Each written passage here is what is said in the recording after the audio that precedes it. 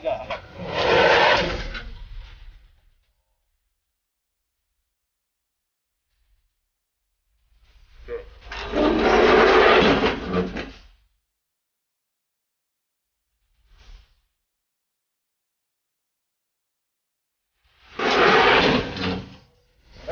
sekalian, ini adalah dalam rangka operasi keselamatan Lodaya 2022. Tentunya dalam operasi ini kami ingin untuk menekan angka fatalitas kecelakaan, mempertinggi tingkat kepatuhan masyarakat, dan tentunya para pengguna jalan, baik pengendara ataupun pejalan kaki, semuanya itu aman.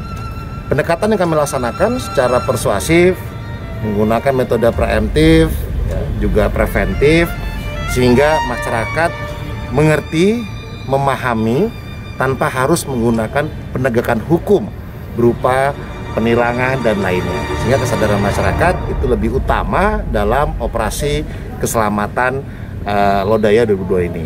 Ini adalah simulasi yang inovasi Satlantas Polresta Bogor Kota untuk menggambarkan bagaimana pentingnya menggunakan sabuk keselamatan, sehingga pengendara kendaraan roda 4 khususnya ketika menggunakan sabuk keamanan, ketika terjadi benturan seperti tadi kita peragakan, itu lebih aman karena tingkat fatalitasnya pasti tinggi apabila tidak menggunakan sabuk keselamatan, bahkan mungkin bisa keluar dari kendaraan karena terlempar.